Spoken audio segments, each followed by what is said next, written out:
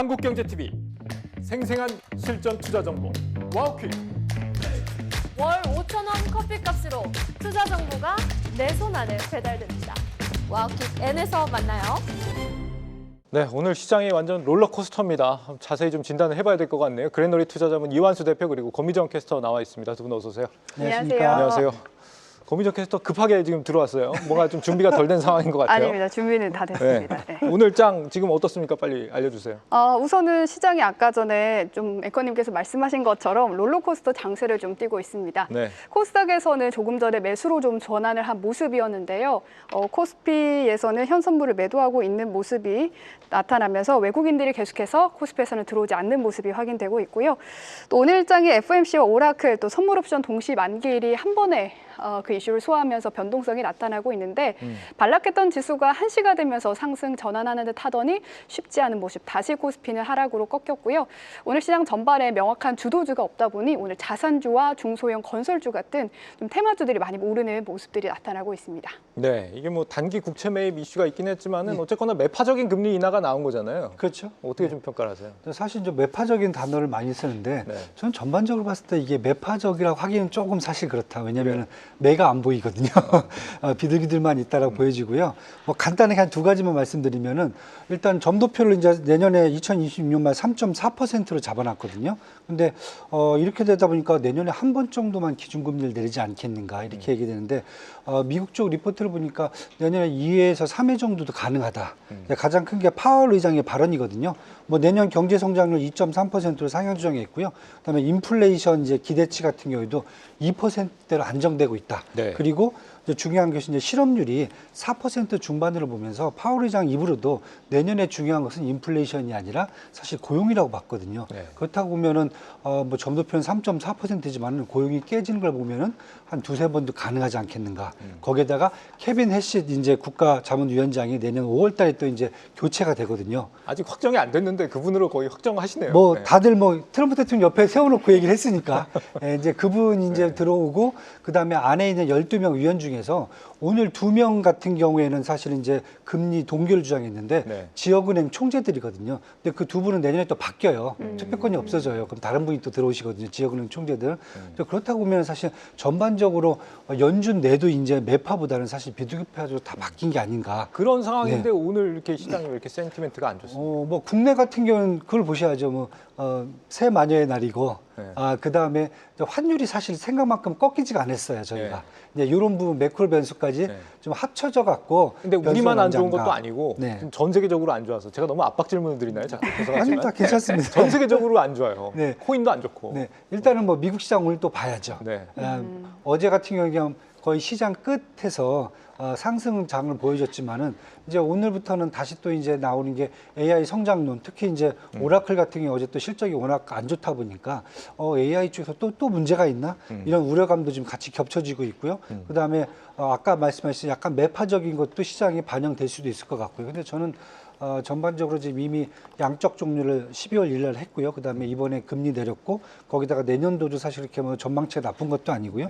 여기다 추가적으로 또 연준이 단기 국채들을 또 매수하겠다라고 한 사항을 본다라면은 저는 전반적으로 봤을 경우에는 이번 나온 게 그렇게 매파적일 것 같지는 않고요. 조금 좀 한 시간이 한 며칠 정도 좀 필요하지 않겠는가. 네. 이게 전반적으로 좀 반영되는데 그렇게 지금 보고 있습니다. 네, 제가 이렇게 압박 질문을 드릴 수 있는 게 또 우리 이완수 대표님밖에 없지 않습니까? 좀 이해를 좀 해주세요.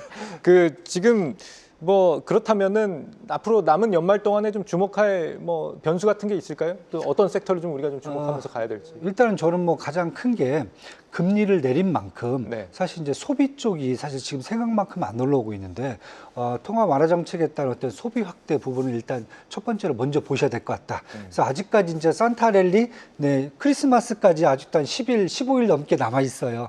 그렇다 보면은 소비 확대가 얼만큼 또 될 수 있는지 첫 번째 봐야 될 것 같고요. 두 번째는 지금 AI 성장론으로 또 가다가 어제 오라클이 사실 브레이크를 좀 걸었어요. 네. 이제 오늘 이제 브로드컴 사실 제가 보기엔 실적 되게 좋을 것 같아요. 브로드컴 단에서는. 그다음에 다음 주에 이제 마이크론 나오거든요. 이쪽도 실적 되게 좋을 것 같아요. 그렇다고 보면 시장의 결론은 이제 AI라든지 반도체 여기에다 합쳐갖고 이제 에너지, 전력, 밸류체인까지 요 세트가 다시 이제 힘을 좀 얻을 수 있을지 이것도 한번 지켜보시면 전 되지 않을까 이렇게 보여지고 있습니다. 감사합니다. 지금 외인들이 오늘 뭐 충분히 들어오지는 않고 있는 상황이 상황이지만 우리 경제 펀더멘털은 그렇게 나쁘진 않은 것 같아요. 그러죠? 네, 오늘 12월 수출 데이터가 발표가 됐는데요. 네. 반도체 IT 전반이 굉장히 좋다는 것이 이번 수출 데이터에서도 좀 나타났습니다. 반도체 전체로는 전년비 45%나 수출이 늘어났고요. 세부적으로 보더라도 메모리부터 PCB까지 다 들고 왔는데 모두 전년비 60에서 100% 이상의 급등세를 좀 보여주고 있어요. 스마트폰도 전년비 127% 상승해서 이번 수출입 데이터의 1등은 역시 IT 항목이었다. 이게 조금 핵심 적이었고요. 또 수출 데이터 발표될 때 또 주목하는 또 다른 굉장히 핵심 많은 분들이 주목하는 게 라면과 화장품이지 않습니까? 네. 라면과 화장품도 상승률이 꽤 좋았습니다. 특히 오늘 라면 데이터 수출 데이터가 좋은데 오늘 삼양식품 주가 반응이 별로 없어요. 그래서 권우정 교보증권 애널께서는 또 4분기에 밀양 공장 가동률도 상승하고 미국 가격 인상 효과도 있고 뭐 26년에 미국 증시 물량이 확대될 거라서 이 삼양 굉장히 좋은데 왜 안 갈까? 굉장히 기대되는 포인트가 많다. 뭐 이런 지적도 좀 해주셨습니다. 예, 펀더멘털은 나쁘지 않다라는 얘기인데 반도체 섹터 앞서 말씀해 주신 거에 좀 이어가 보면 뭐 전반적으로 오라클 실적 개별적인 문제지 전체적인 펀더멘털에 영향을 줄 만한 요인은 아니다 이렇게 보신다는 거죠? 네, 그렇게 보여집니다. 왜냐하면 사실 오라클 실적 부진은 이미 예상한 거였거든요. 그래서 전고점 대비해서 주가가 이미 30% 넘게 하락을 했고요. 오늘 이제 시간에서 한 10% 넘게 하락했으니까 한 40% 수준까지 하락했다라고 보면 뭐 전 충분히 조정을 이제 받는 게 아닌가 이렇게 보여지고요. 사실 오라클 같은 경우는 최근 현황 보시면은 스타게이트 프로젝트에 올인을 하고 있지만은 스타게이트 프로젝트가 지금 사실 매출을 일으키는 상황은 아니거든요. 네. 그렇다면 계속 지금 고정 비용만 들어가고 있고 거기다 채권 발행도 증가되고 있고 이러다 보니까 사실 실적에 대한 기대감은 크진 않았습니다. 그래서 저는 일단 오라클이 좀 문제였지 않나 이렇게 지금 보여지고요. 반대로 오늘 같은 경우 이제 시놉시스라든지 아니면 다른 AI 종목들은 또 매출도 되게 좋게 나왔거든요. 그러다 보면은 지금 시장에서 보이는 게 AI 성장론이 무너진 건 아니다. 이건 종목별로 이제 차별적으로 접근해야 될 타이밍이 온 게 아닌가. 지금 이렇게 지금 얘기가 되고 있고요. 네. 그렇다 보면 지금 시장에서 봤을 때는 견고한 매출 확대를 통해서 결국 생산 시설을 증대시킬 수 있는 종목들, 그러니까 이렇게 현금을 조달할 수 있는 능력이 커진 이런 종목들을 좀 먼저 봐야 되겠죠. 어디입니까 거기가? 뭐 일단 하이퍼스케일러 쪽에서는 알파벳이 가장 크다고 보셔야 될 것 같아요. 그다음에 아마존 여기까지 이제 들어갈 수 있을 것 같고요. 네. 그다음에 외국 같은 경우 이제 반도체 종목들은 충분히 이쪽에 포함되어 있다. 그래서 마이크론, 저는 엔비디아, AMD까지 다 포함시켜도 될 것 같다. 국내는 국내 같은 경우는 겨우 삼성전자, SK 하이닉스 요즘 뭐 400조 원, 140조 원인가요? 계속 투자한다고 볼 정도, 뭐 캐시적 충분하고요. 거기다가 이제 뭐 저는 이스페타시사 이제 한미 반도체 같이 국내 같은 경우에는 여기에 소부장들까지 충분히 현금 동원력뿐만 아니라 생산력을 늘릴 수 있는 건 여지가 충분하기 때문에 그런 측면에서 본다면 이런 쪽으로 일단 당분간 접근하시는 게 좋지 않을까 이렇게 보여지고 있습니다. 네. 그런데 오늘 SK하이닉스가 투자 경고 종목으로 지정이 되면서 2%나 좀 빠지고 있습니다. 오늘 SK스퀘어도 그렇고 오늘 같이 좀 하락하는 모습인데 오늘 또 내마녀의 날이기도 하고 또 투자 경고 종목 어제 출연하신 전문가께서는 굳이 그렇게 투자 경고 종목을 정말 경고로서 보지 않아도 된다 말씀하셨거든요. 네. 혹시 오늘을 매수 기회로 좀 삼아도 될까요? 저도 사실 그렇게 봅니다. 왜냐하면 사실 투자 경고 종목이라는 게 다른 게 아니라 사실 조그만 종목들이 문제가 생겼을 때 그걸 투자가들한테 유의하라고 한 건데 사실 SK 하이닉스가 거기에 들어가야 될 종목이 아니거든요. 그렇다고 보면 사실 약간 제도적인 갭이 있었다고 저는 보여지고 있고요. 그다음에 뭐 오늘 같은 경우 사실 뭐 세마녀, 네마녀, 뭐 마녀가 이렇게 몇 명인지 모르겠는데 하여튼 많은 마녀들이 지금 한국에 지금 머물고 있어갖고 그거에 따라서 외국인들 좀 매도세가 좀 나오고 있거든요. 저는 전혀 그런 거 문제 삼지 않으셔도 될 것 같다. 예, 오늘 뭐 저녁 때 또 이제 브로드컴 실적 나오고 그러면은 다시 또 상승의 기회는 충분히 있다. 네, 다음 주에 이제 마이크론까지 보신다면은 네. 저는 뭐 충분히 문제 없다라고 보고 있습니다.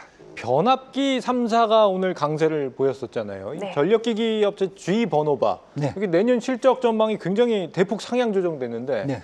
지금 이 분야 글로벌 최상위 플레이어 네. 여기가 G 버노바잖아요, 그렇죠? 네, 맞습니다. 글로벌 최상의 전력 인프라 기업이고 발전부터 송배전까지 전력 밸류에이션 전반을 아우르는 기업인데요.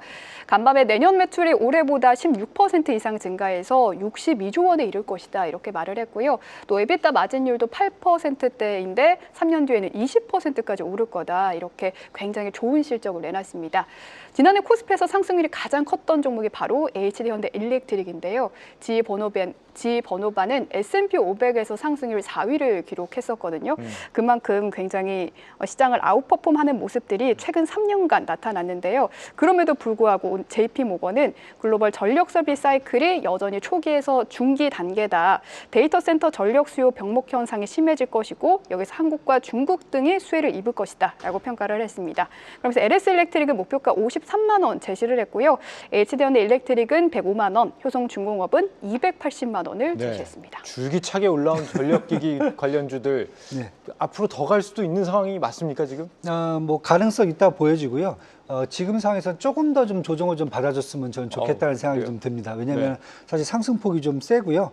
그다음에 사실 G 버너바 같은 경우에는 저희가 뭐 컨스텔레이션 에너지 같은 경우는 사실 원자력에 좀 집중돼 있는 전력 회사인데 네. G 버너바 같은 경우 무슨 뭐 G 계열사긴 하지만은 장점이 뭐냐면은 여기는 가스 발전이 주력이고요. 원자력, 수력 그다음에 태양광 여기에다가 이제 윈드 터빈까지 해갖고 신재생 에너지 쪽에 전력도 사실 강하게 그 공급을 하는 회사 중에 하나거든요. 그다음에 최근에 이제 트럼프 행정부가 정부로부터 이제 그 법원으로부터 신재생 에너지에 대한 그런 부분들이 이제 불법으로 이제 간주가 되고 있고요. 그다음에 두 번째는 또 지방 정부들이죠.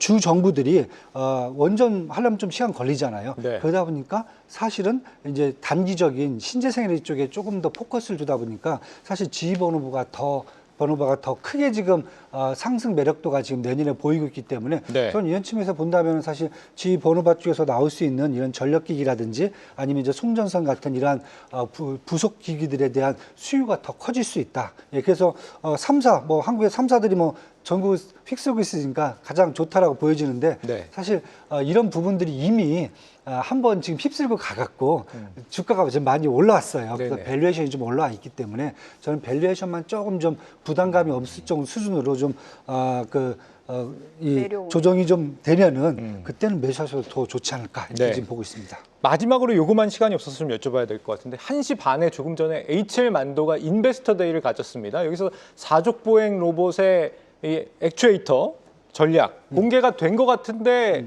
주가를 보면 실망스러웠나 봐요. 네네. 예. 사실 뭐 제가 봤을 때는 뭐 사족 뭐 액추에이터에 문제가 있다라기보다는 최근에 이제 현대차 그룹의 어떤 전략과 좀 약간 갈등이 있지 않은가.